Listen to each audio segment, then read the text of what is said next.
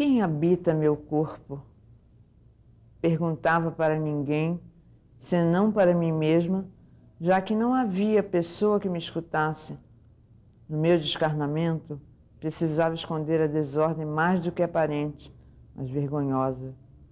As pessoas que passavam por mim na rua me evitavam o olhar, um olhar muitas vezes suplicante por qualquer gesto, um cigarro, uma palavra, tudo menos a indiferença ou o nojo mal disfarçado.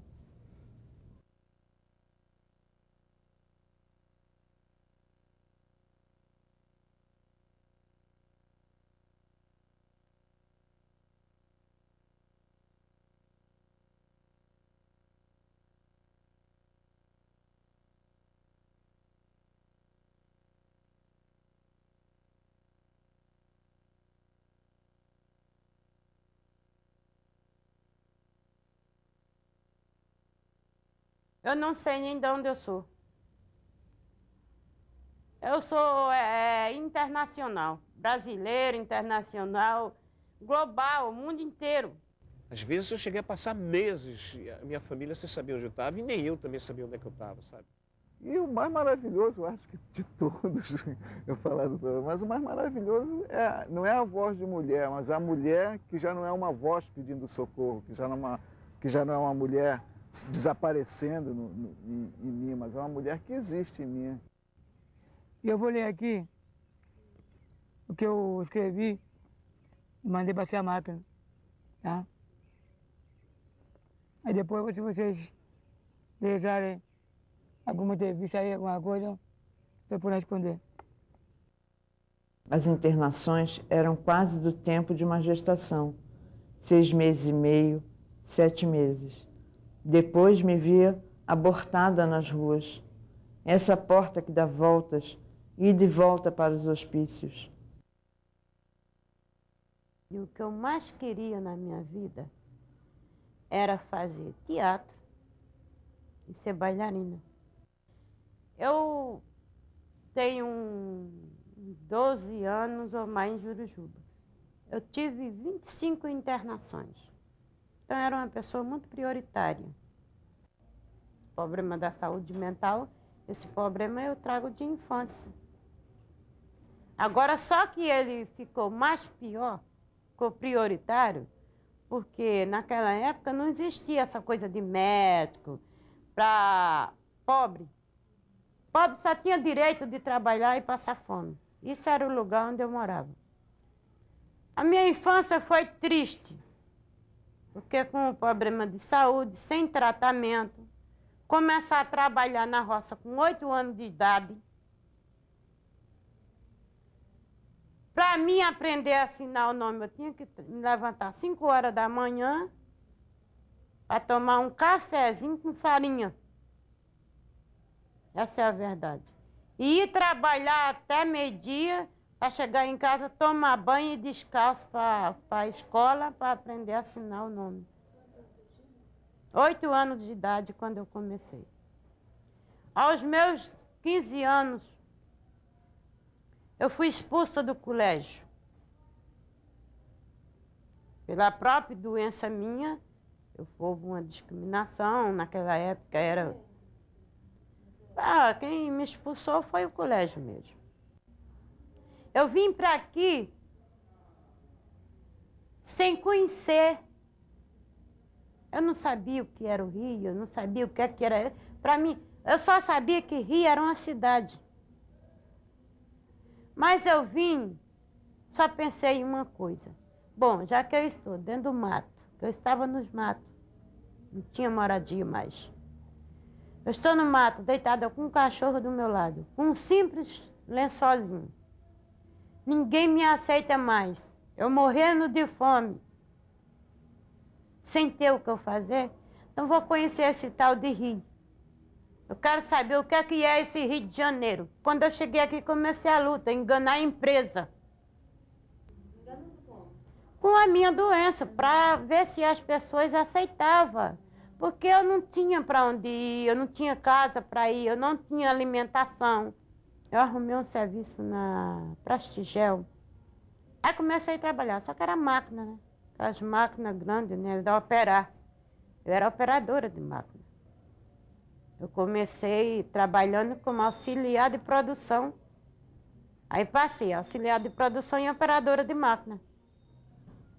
Fiquei naquela ali. Só que para as máquinas você tinha 5 segundos para tirar a peça. Você tinha que tirar a peça em 5 segundos. Porque senão a mão fica lá dentro, que é automática. É o encarregado. Ele queria o quê nesse intervalo? Que eu fizesse os 5 serviços. Tirasse, operasse, entendeu? Tirasse, limpasse e fizesse o serviço onde as outras pessoas estavam fazendo. Cada uma pessoa fazendo um serviço.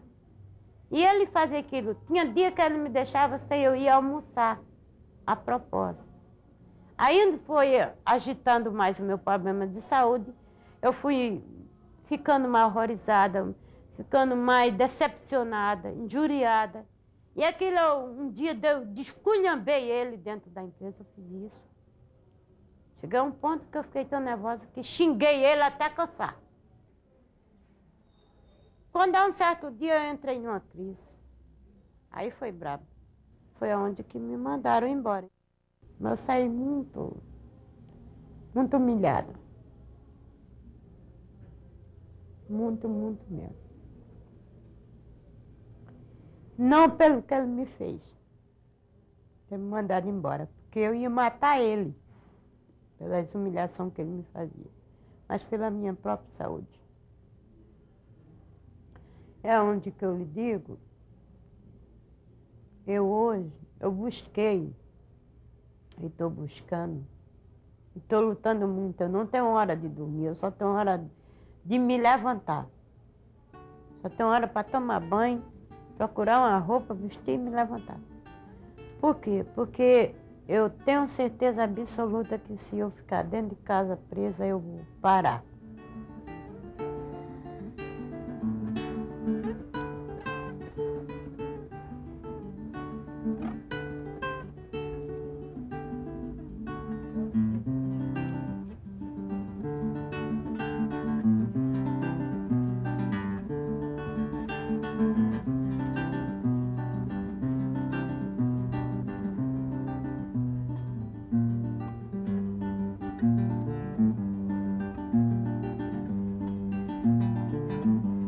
Diga se valeu a pena passar tanto tempo no escuro, sozinho entre tantas pessoas, vivendo entre 4 paredes, seguindo caminhos traçados por gente que não sabe amar, seguindo caminhos traçados por gente que não sabe amar.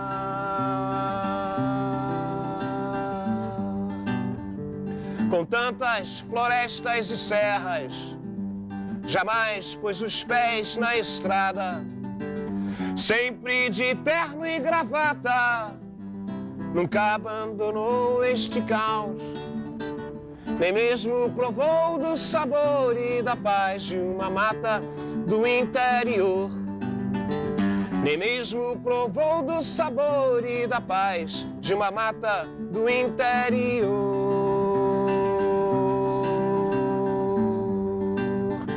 Na, na, na, na, na, na, na, na. Foi o seguinte, eu me lembro que eu estava, para variar, eu estava saindo de um emprego.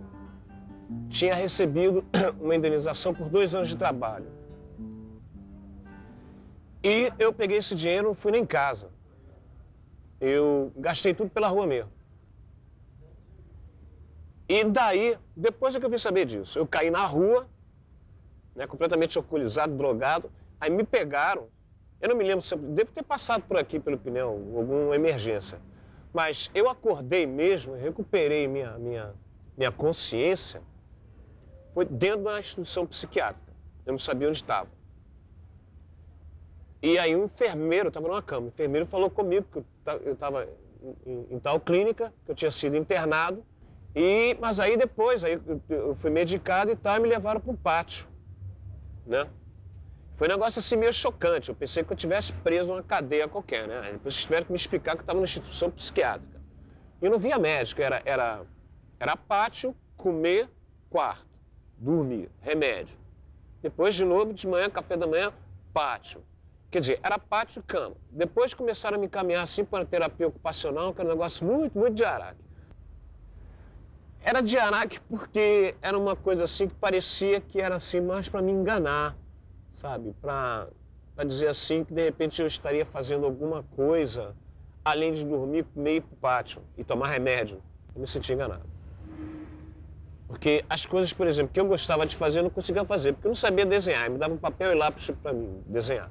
Aí eu escrevia as coisas, pegavam, guardavam e não sei para que ficavam as coisas escritas, né? Jogava um ping-pong, mas é tal coisa, eu estava afim de sair dali, né?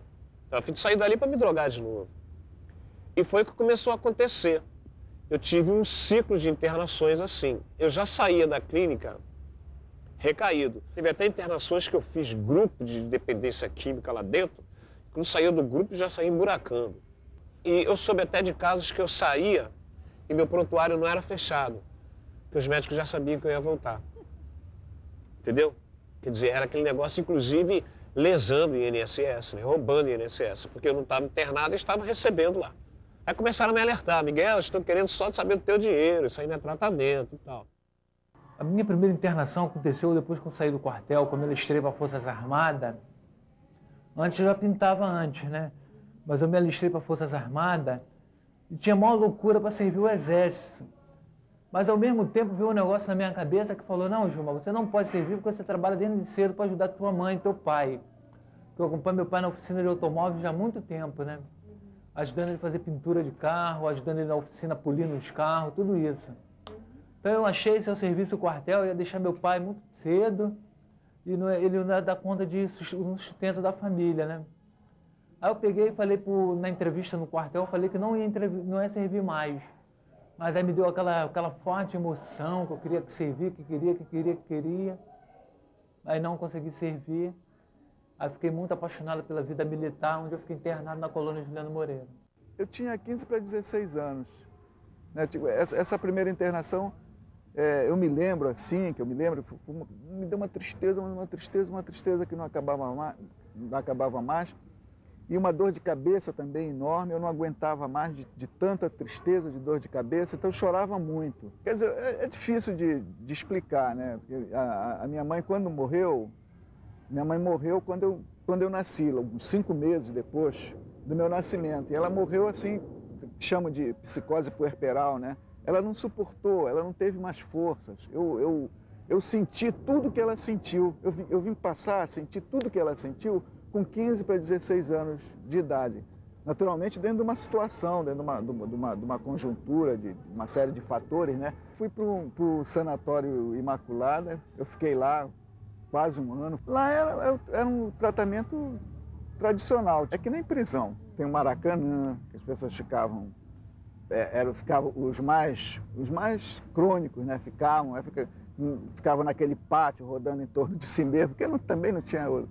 E tinha os jardins, todo sanatório, todo manicômio tem um jardim, né?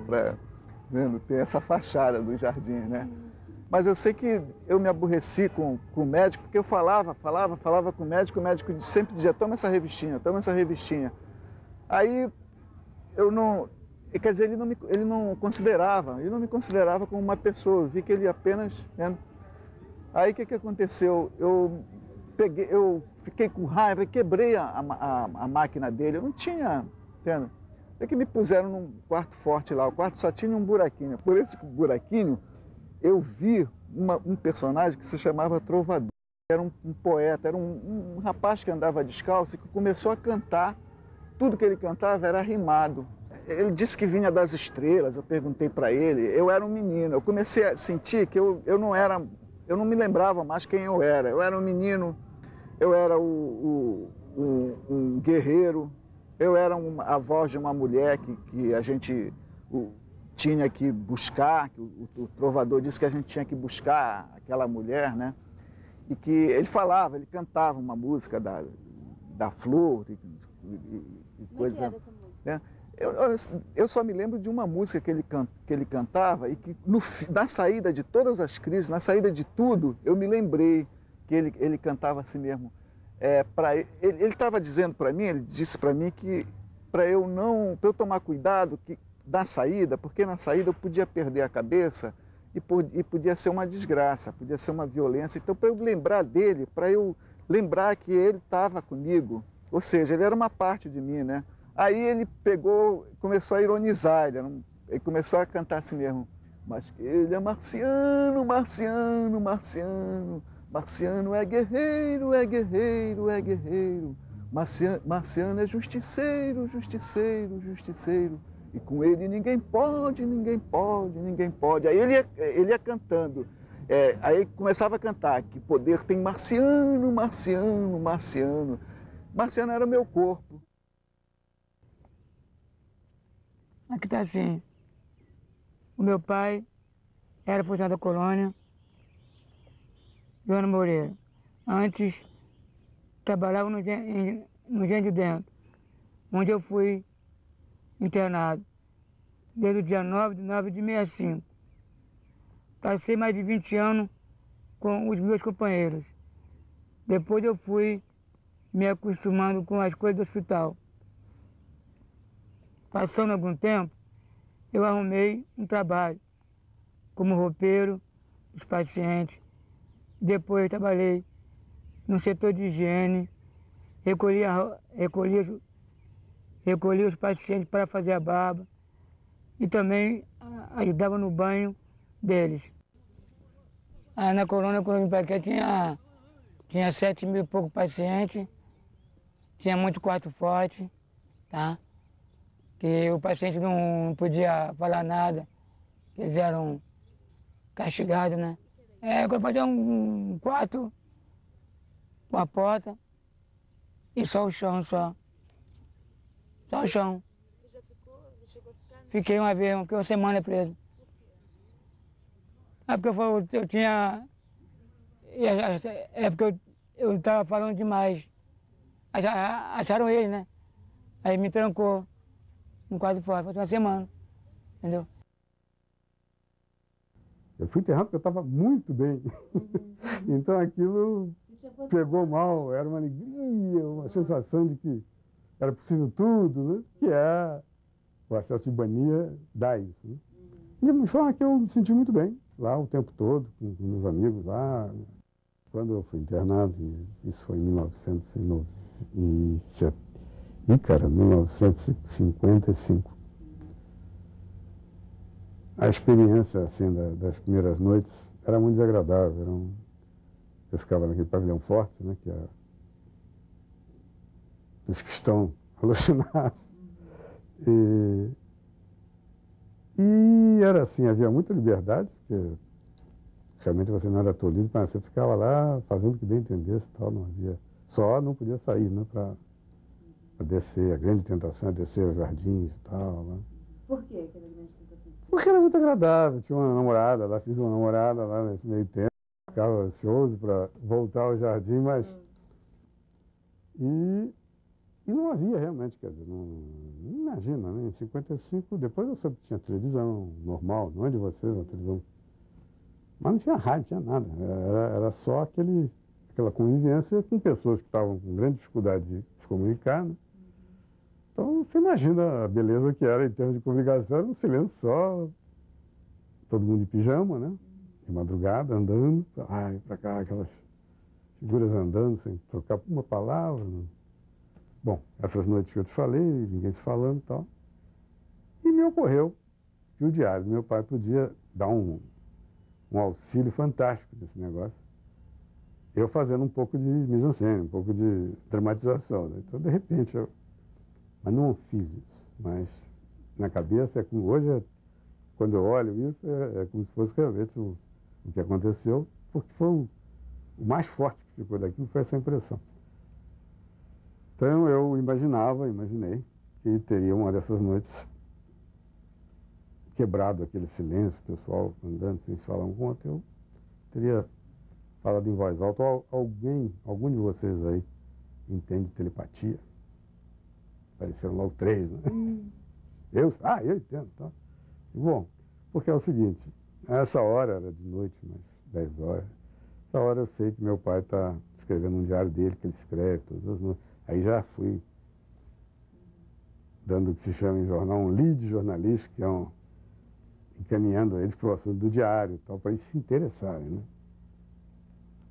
E quando eu falei isso, que ele estaria escrevendo e se alguém entendesse telepatia, nós íamos poder conseguir. E eu estava recebendo, eu estava ouvindo, sentindo o diário e tal. E queria que ele me ajudasse nisso, que era uma experiência nova para mim. Então. Lá, na hora, então, eu comecei a dizer... Só que eu comecei a exagerar barbaramente, né? Porque meu pai, no diário dele, estava perguntando por cada um dos meus companheiros, sabia o nome dele, sabia tudo. E eles foram ficando encantados, né, com a possibilidade dessa troca. E aí começaram a mandar. Aí eu perguntei, e vocês sabem mandar de volta, né, a resposta? Pode contar, pode confiar. Aí eu digo, então, cada um chegou e foi falando como se estivesse falando para ele lá, né? Recados sobre mim, elogios, que eu era um cara ótimo, que eu era um companheiro magnífico, e que eu estava muito bem, que ele não se preocupasse. Então. Eu contei até uma brincadeira que eu fazia o meu pai no diário comentar um cheiro de anticaspa que o meu psiquiatra tinha. Isso foi o maior sucesso. Quando ele comentei, lendo, assim, dizendo que a gente estava ouvindo, tem que cheiro de anticaspa que tem fulano. Aí eles todos morreram. Parece que era uma tintura de cabelo, ele pintava o cabelo. Tinha aquele cheiro muito forte, realmente. Todos sentiam, todos sabiam, era a realidade de todos. Aí, a partir daí, na ficção, me veio a ideia de que seria legal a gente montar um jornalzinho, sempre com a matéria principal do diário do meu pai. E aí eles liam, porque eles já estavam interessados, já tinham tido aquele primeiro contato. Tá?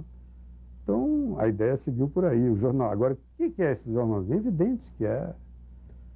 se tivesse uma TV Pinel, não está nada disso, não. Eles estão falando deles próprios, quer dizer, não é uma coisa de fora, é uma coisa deles próprios, e depois eles vendo, eles se vendo. Era uma maneira de trazer, naquela época, era uma maneira de trazer a vida lá para dentro, né? Quer dizer, a vida não era uma coisa que você tinha deixado lá fora, não. De repente estava lá, os comentários.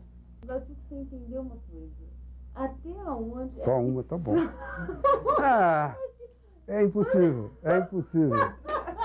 Para mim é impossível. Eu estou te contando uma coisa que eu já fiquei na dúvida, assim, se realmente o cheiro de anticaspa era verdadeiro. Só que era de tintura de cabelo. Eu me lembro de ser perfeitamente. Por exemplo, né?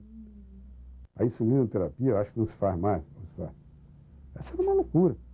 Os caras achavam, um alemão daqueles pré-nazistas que inventou isso, ele chegou à conclusão que, na presença da morte, você podia produzir um choque muito mais forte do que choques elétricos, que aquela a sensação de que a morte está próxima faria você ter um apego à vida, um desejo de viver, que aquilo dava um salto. E era isso que eles aplicavam, não só lá, mas em toda parte. E a gente ficava na presença da morte, assim, 2 vezes por semana, assim, todos, sem saber que era essa a teoria, né? E eu até gostava muito, que eu me lembro que quando acabava... eu gostava porque dava um apetite, que você ficava com uma baixa de açúcar e quando terminava a coisa, vinha um café com leite, com pão, com manteiga maravilhoso. Eu achava aquilo fantástico, não estava sabendo que aquilo era a famosa volta à vida, né? Não lembrava quando havia sido a última sessão de eletrochoques. As internações se repetiam com uma constância crescente, mas lembrava muito bem do medo e do desamparo na solidão claustrofóbica dos hospitais nos quais havia sido internada. Você chegou a tomar eletrochoque? Eu até ajudava a... A dar eletrochoque? Não, ajudava a enfermeira também, lá também, lá fui de casa também. Depois assim, também, botão, tava aqui assim. Segurava ele, segurava. Me explica isso melhor, como é que é? Porque eu botava ele na cama, aí ficava em perna dele. Eu botava aquele pano assim na boca assim, tinha que fazer assim que não. Você então assessorava... A enfermeira do avião. Como é que você se sentia? Né? Eu sentia um pouquinho assim, meio... Ficava meio com medo, mas depois eu fui acostumando depois, que aquilo era para paciente. E detestava, nem motivo de dor, como eles hoje dizem, mas hoje tem anestesia, não sei o quê, sei lá, qualquer coisa assim, quer dizer que não é a dor, né? Isso é obviamente um argumento muito sem vergonha. É aquele clima, né? Clima de câmara de morte, sei lá, se assistindo aquela preparaçãozinha, aquilo é muito. E eu tinha um psiquiatra meio bobo, que ele achava que o ideal para mim era feito criança, né? A balinha, não sei o quê. Então, enquanto ele estava lá rodando, era aquela, não sei se nem existe isso, ainda era um eletrochoque, você rodava uma manivelinha assim para carregar, nem existe mais, né? Olha, eu vendo aquele negócio, não podia olhar para outra coisa. E ele, mas não sei o quê, fazendo piadinha, sabe? Dava uma irritação horrorosa.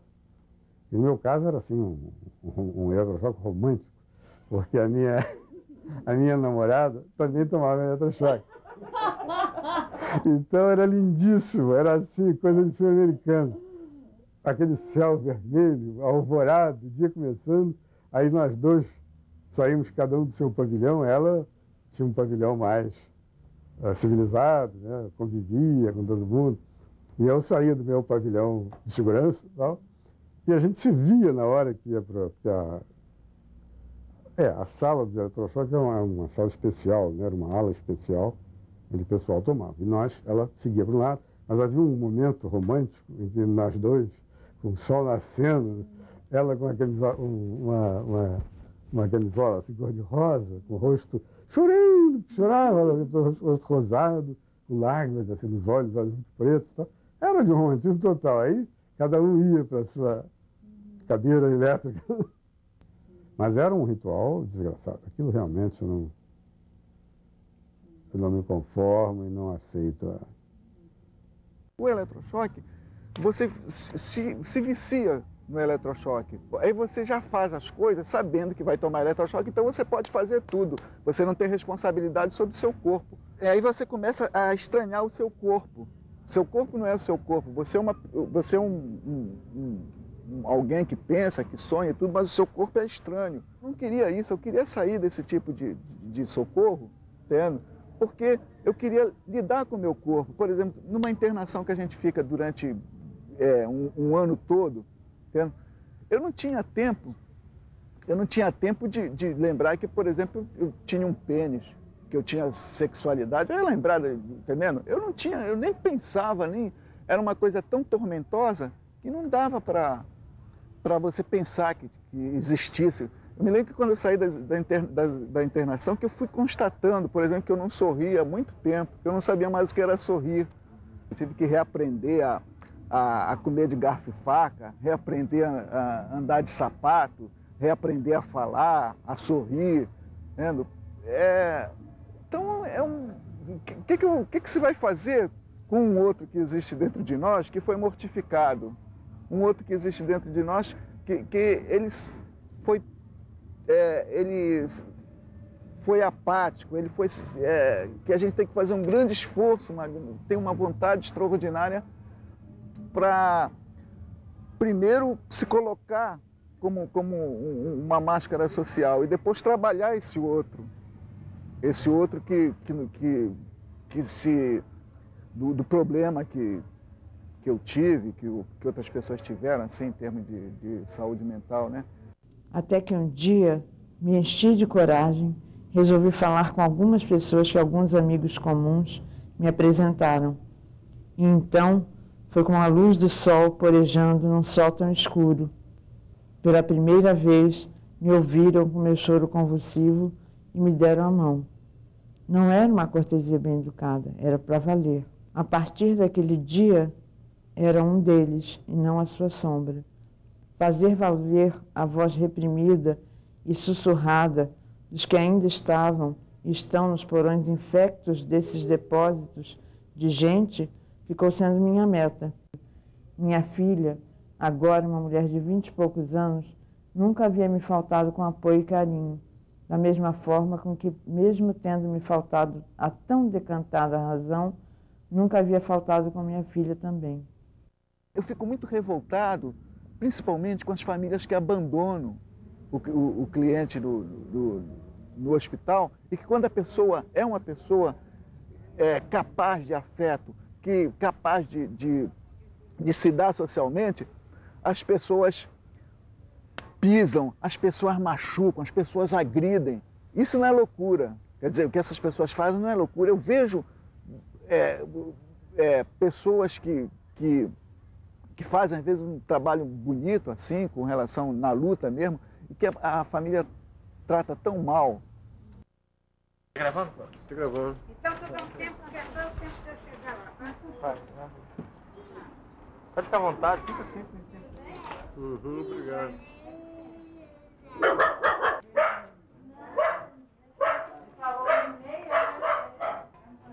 Entra aí. Aliás, o Orlando nem me explicou muito bem direito esse negócio, não. Talvez eu entendi muito bem como é. Você explicou, já nesse caminho aqui, você está conversando. Não, tô falando você. Eu que não expliquei, exatamente. O pessoal vem. Shirley, como é que é ser mãe do Orlando?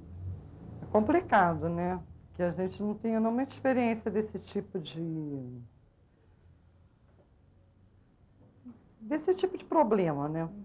Em relação a esse problema emocional, porque você não tem a mínima ideia como lidar, né, com aquilo. É uma coisa totalmente... foge totalmente do seu controle, né? Porque, é lógico, a gente lida primeiro a nível de amor, né? Porque a gente ama, que é o melhor, parte por esse princípio, né? E partindo daí a gente vai tentando se amoldar, né? Conciliar as coisas, as dificuldades, né? Às vezes é difícil pra caramba. Eu dou esporro nele, brigo, xingo. Mas é só uma forma de expressão, né? Porque quando eu brigo com ele, até eu brigo com ele e também não é só para ele, é para mim também. Mesmo porque a gente reluta em aceitar, né, a coisa. Então foi difícil. Reluta por quê? Reluta porque você sempre quer o melhor, né? Você acha que isso é uma doença, não é o melhor, entendeu? Por isso que você reluta. Mas essa relutância significa também negar a doença? Não. Negar aí eu acho que não tem nada a ver. No momento que você sabe que a coisa existe, você tem que procurar como resolvê-la. Não vai negar. A dificuldade maior sempre é essa mesmo. É a continuidade da coisa. Agora não, está até bem melhor, apesar de ter várias vezes que ele quis sair de lá, de onde está, mas eu sempre falei para ele que não. Tem que ficar, porque ficar, como se diz, à toa em casa é pior, né? Porque tem que buscar alguma coisa que ele possa fazer. A cooperativa no ponto é bom, né? Porque ele tem um estímulo de trabalhar e de ganhar, né? Que é importante. Eu não tenho muita informação em relação aos outros pacientes, como é que é isso, né? Se todo mundo tem essas mesmas dificuldades, se são muito parecidos isso, se é diferente, eu não sei como é que é. Se, por exemplo, outras pessoas têm do mesmo nível do Orlando as dificuldades, ou se muda, como é que é esse universo, né? Eu não sei muito bem, não tenho muita informação a respeito. O que a gente tem de informação é só que toma remédio e aí, entendeu? Como é que é isso? Mesmo os próprios médicos não te informam nada, entendeu? Em relação. Você pergunta, isso é uma coisa que não tem prazo, é a longo prazo. Isso é uma coisa assim que deixa a gente assim meio, entendeu? Sem nenhuma perspectiva. A perspectiva é que é você mesmo que faz, né? Não, está melhor, quem sabe esse ano, o ano que vem, consegue voltar a ter um estudo contínuo, um trabalho contínuo, uma coisa mais, entendeu? Com o decorrer do outro tempo, eu fiz exame de cabeça também. Aí também passei no teste também. Entendeu? Que é dentro do processo de realização. Aí eu fui caminhando, fui seguindo o processo. Aí, com o decorrer do tempo, tinha aí um diretor chamado Dr. Clécio. Eu chamei ele e falei, mas eu vou te empregar na colônia. Falei, se eu merecer, eu agradeço o senhor. Aí quando foi um belo dia, ele me chamou no gabinete para conversar comigo. Agora me deu uma carta, para mim, a carta de emprego. E hoje estou aí com 9 anos de firma, estou bem. Todo mundo aqui gosta de mim, aqui, todo mundo, entendeu? Satisfeito. Eu tenho na minha passagem 3 frases ditas pelo 3 médicos psiquiatras. 3. O primeiro é o doutor Emar falou para mim assim, o doutor Emar, se você não fizer por você, ninguém faz. Outro médico, o doutor Henrique, falou para mim, ó, você não é mais doente. Foi daí que eu senti aquele calor dos 2 médicos, psiquiatras, foi daí que eu subi. Aí que eu procurei aí eu disse, senhor, será que é verdade mesmo? O que aquele médico falou para mim? Aí depois eu caí na realidade, e é verdade mesmo. Que se a mulher por mim, ninguém faz. Estou bem no trabalho, satisfeito. Ganho 200 e pouco por mês, entendeu? Salário, paga direitinho, entendeu? Então tem minha moradia, eu mesmo fiz por onde ganhar ela. Tem meu quarto, minhas coisas, entendeu? Você mora aqui? Moro do lado do campo. Se quiser ir lá visitar, pode ir lá. Pode ir lá. Tá? Conhecer lá a minha casinha. Pode ir lá. Você mora sozinho? Não, moro com a companheira. Ali é condomínio lá feliz. Quando eu cheguei dentro do IPUB, eu fui tratado de maneira diferente. Eu comecei a ver que existia um outro tipo de tratamento. Que eu não era, por exemplo, obrigado a ficar preso, que eu podia caminhar, que eu podia chegar até praticamente o portão da clínica e voltar, e andar e conversar. Psicóloga conversando comigo toda hora, médico sempre vinha, né? Médico vinha. E eu comecei a ver que a coisa ali, eles não davam chance para eu escorregar. Fazer TO lá dentro, terapia ocupacional, depois me chamaram para fazer a bolsa de trabalho, e aí a coisa foi indo. Mas não deixei de ter minhas recaídas, continuei tendo, mas era diferente. Eu comecei lá com a terapia ocupacional. Você havia feito na outra primeira clínica? Só que como é a diferença, aqui eles botaram logo violão na minha mão, quando eu disse que tocava violão. Comecei a mostrar minhas músicas. Tive umas recaídas, tive internações e tal, até que um médico lá dentro chegou e falou para mim, ó, acabou a internação que você está fazendo isso aqui de hotel. Né? Virou para mim e falou, está querendo se curar ou vai fazer que nem você fazia nas outras clínicas, a gente vai proibir você de ser internado aqui. E por fora minha família me ajudando, porque eles sentiram que estava havendo uma mudança. Né? Não me obrigaram mais a arrumar empregos, que eles sabiam que eu ia largar mesmo. E aí minha mãe me deu um violão. Eu voltei a dar aula de violão, que teve uma época que eu dava aula, comecei a arrumar uma mixaria por fora, né? Só para pagar o cigarro e outras coisas. Mas nada de droga e álcool aí, né? E aí a gente conheceu o Vandré, a gente começou a fazer um trabalho assim, de procurar as pessoas que tinham vivência musical e que compunham, que a gente estava a fim de montar um grupo autoral. Aí a gente começou a tocar, a gente botou o nome de Cancioneiros do IPUB. A música é o amor da minha vida. Que essa não me trai, essa não me abandona, sabe? Essa tá comigo mesmo, eu nasci com ela. Eu sempre frequentei a Casa das Palmeiras, sempre participei de tudo na Casa das Palmeiras, ao mesmo tempo que eu ajudo, eu sou ajudado, né? Então, eu tive essa amizade, assim, da doutora Anise, né? Esse carinho da doutora Anise, ela teve, assim, muito... Uma amiga, uma pessoa muito amiga, e que eu aprendi muito com ela também, né? Acho que o grande estímulo, assim, a coisa bela, linda, maravilhosa, foi o encontro com a mulher, né? Foi o encontro com o feminino, foi a volta, assim, da expressão do afeto, da sexualidade, a descoberta descoberta do amor, né? Eu acho que essa descoberta do amor e essa luta pelo amor, assim, já era uma outra luta, já era uma coisa assim, já era uma... Não era uma luta de sobrevivência miserável, mas uma luta de possibilidade de criação, de realmente ter um futuro. Eu acho que todos nós, se não tivermos alguém muito especial, a gente também não se sente especial, né? Quando a gente tem a capacidade de gostar da gente mesmo também, a gente projeta isso nas pessoas, né? Olha, mulher que morar comigo, ela tem que seguir minha linha. Porque eu gosto de sair, gosto de liberdade. Gosto de tomar minha cerveja de vez em quando. Entendeu? Não me engano, não vez em quando, tomar cerveja. Gosto de sair, não gosto de ficar com mulher no meu pé, não gosto. Eu só paro em casa para mim fazer o dever de casa. Quer dizer, lavar uma louça, fazer o quintal, capinar, entendeu? Me capino em casa mesmo. Então, dever de casa. Depois, igual, agora eu vou dar um voo, vou andar.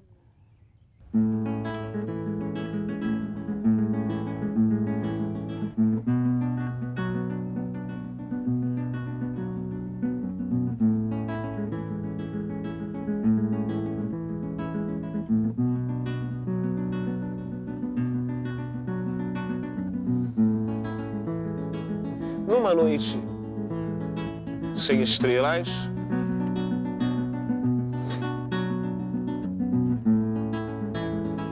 as calçadas molhadas,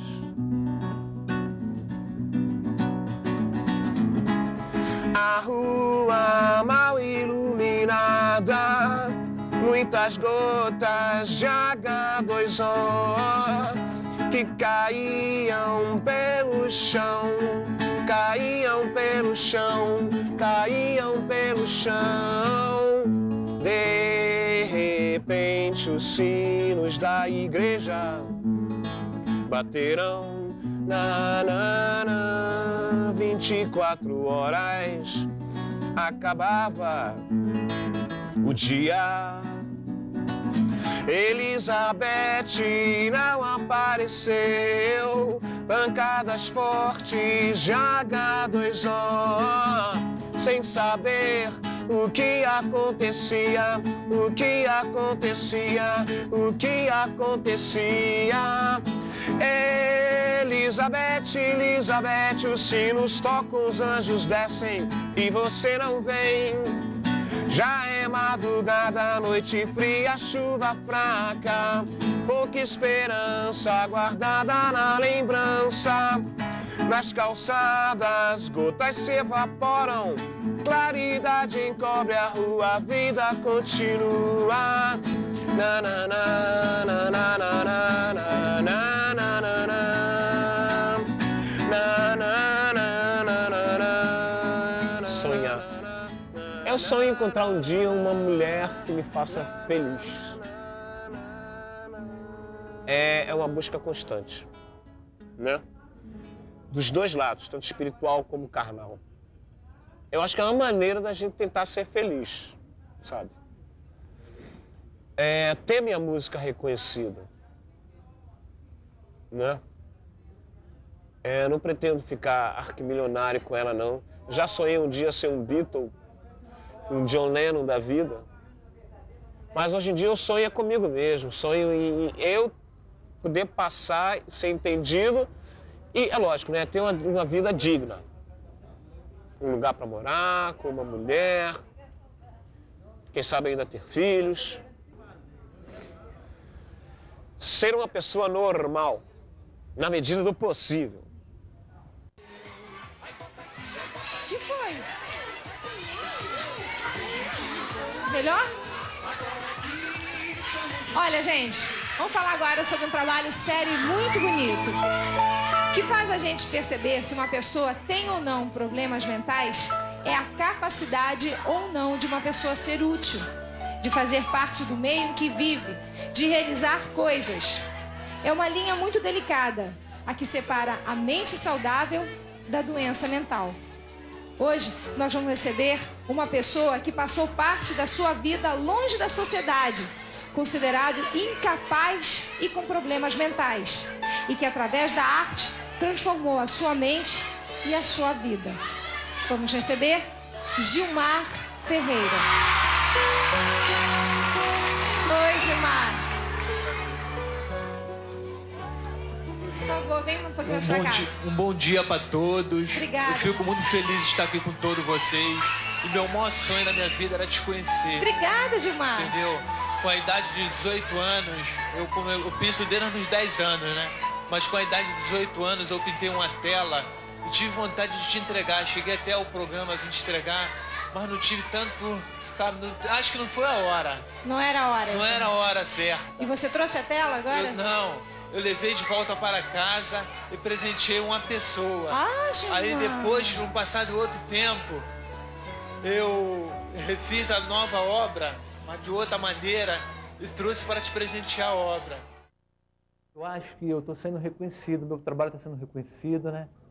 Aí eu conheci a Denise Correia, a Ângela Brandi, o Eunice Valadares de Carvalho, a doutora Eunice, a doutora Denise Ângela Brandi, a doutora Denise Correia, que fez a primeira exposição minha lá dentro do hospital psiquiátrico no Jurandir Manfredini em 91, onde eu vendi todas as obras, apoiado pelos médicos, né? Eu tive esse problema, não me acomodei. Se eu fosse eu, só ficava tomando remédio dormindo, ou em casa parado, sem fazer nada. Eu não, eu peguei e falei, não, vou tomar meu remédio, mas vou tentar fazer alguma coisa para ajudar as outras pessoas também que estão passando por esse mesmo problema. Eu tive minha parte da minha internação na Colônia, 5 internações, e lá eu convivi muita parte da minha vida. Então agora você está ajudando as pessoas que estão lá. Agora eu estou ajudando as pessoas que estão lá. Mas sendo que aconteceu uma coisa muito boa na minha vida, que foi o encontro da arte. E aí eu consegui encontrar a cura na arte. Trabalho com a restauração de imagens sacras também. Eu comecei no Parque Lage, eu via lá os pessoal trabalhando com algumas coisas lá assim, né? Mexendo com pigmento, essas coisas. Eu já tinha esse dom já, né? Porque um pintor de automóvel é um restaurador, porque a gente pega o carro todo remendado, né? Aí vai dando plastique, massa rápida. Então isso aí foi começando assim. Eu sou muito sensível à realização de Deus. Acredito muito em Deus. Eu sei que Deus é um ser vivente que está do nosso lado nos momentos bons e ruins. E quando a gente dá uma topada na rua, é para alguma coisa que a gente tem que mudar na nossa vida, ou para melhorar, ou para a gente se alertar em alguma coisa. Esse sofrimento todo foi marcado por Deus. Por quê? Porque ele achou que ele achou que eu era um filho escolhido para passar por isso, né?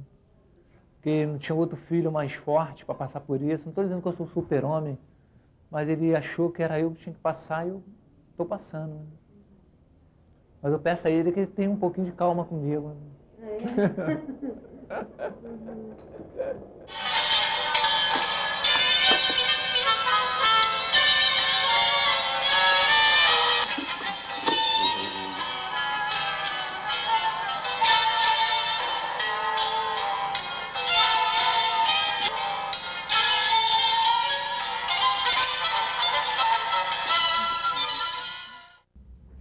Os bailarinos surgiram muitos anos depois, quando eu, também por uma coincidência muito doida, eu até trouxe aqui para você ter uma ideia, esse acetato, ele produz um chamado efeito eletrostático, que é esse mesmo efeito, por exemplo, quando você penteia seus cabelos, tal, pega o pente atrai coisas, ele fica carregado de eletricidade dos cabelos.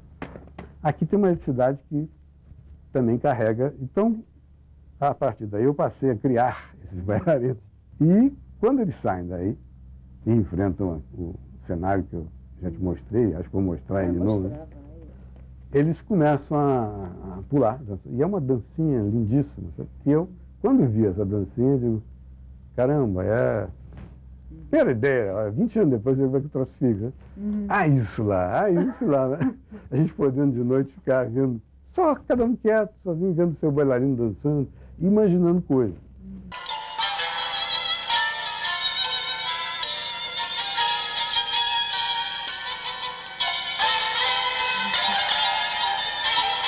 Mas aí você vê os bailarinos, você vê que sai de um casal, você vê que um está atraído pelo outro e faz, namora. Tá? Pode perceber, ninguém vê isso, né? Mas esse passo é fundamental e é um passo que eu acho que para quem tem qualquer problema de delírio, de coisa, é o mesmo canal que você está ativando, né? Só que controlando e tal. Mas essa capacidade de fantasia, essa capacidade de não acreditar só no que é puramente concreto, claro, você associa esse lado de fantasia. E esse brinquedinho, ele é um teste perfeito, porque você querendo, você vê acontecer coisas incríveis. SOS. A Socorro é uma menina que foi criada abandonada por pai, mãe, amigos, sociedade, emprego, lazer. Era a Socorro. Só que a Socorro está mudando agora o nome dela para menos letra e mais realidade.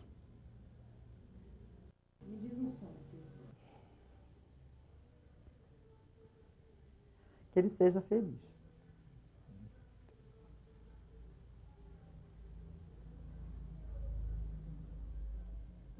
É o mais importante.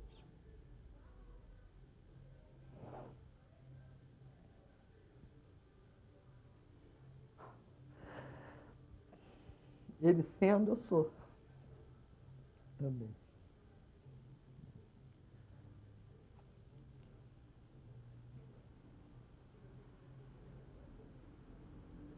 Você é feliz? Sou felicíssimo. Não poderia deixar de ser feliz. Depois de conhecer, quem conhece a infelicidade, eu fui muito infeliz, mas muito feliz. Hoje não, hoje eu sou felicíssimo. Hoje, poxa, eu acho que eu vivo assim, levitando, né? Porque você compreende todas as contradições da vida, você tem a sabedoria da idade, da vivência. E uma outra coisa que eu acho muito interessante é que eu tenho energia. Eu era jovem e me faltava energia porque por causa do problema mesmo, por causa do remédio, eu não sei. Eu não tinha muita energia. E hoje eu tenho muita energia, hoje eu tenho alegria. Restou-me, além do bem-querer dos meus amigos e da minha filha, a loucura. Nada mais do que isso, simplesmente a loucura e eu. Era como dizia Corpo Santo. Hoje sou um, amanhã sou outro, e no terceiro dia poderia desconhecer-me mais ainda. A vida é uma construção diária e laboriosa, tijolo por tijolo, correndo sempre o risco de ver tudo desmoronar num segundo para construir tudo de novo.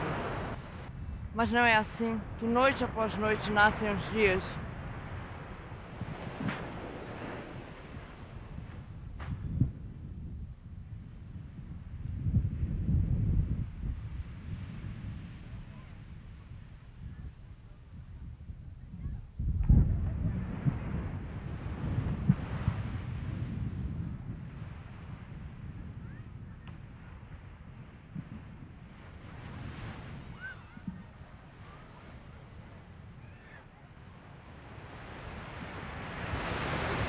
Seria tão diferente,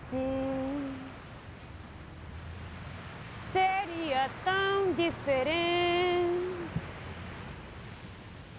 se quando a gente chorasse só de contente, se a gente que a gente gostasse um pouco da gente. Seria tão diferente, seria tão diferente se quando a gente sorrisse só de contente, se gente que a gente gostasse um pouco da gente. Seria tão diferente, seria tão diferente se quando a gente amasse só de contente, Se a gente que a gente gosta, gostasse um pouco da gente, seria tão diferente, seria tão diferente. Se quando a gente chorasse, chorasse só de contente, se a gente que a gente gosta, gostasse um pouco da gente, seria tão diferente, seria tão diferente.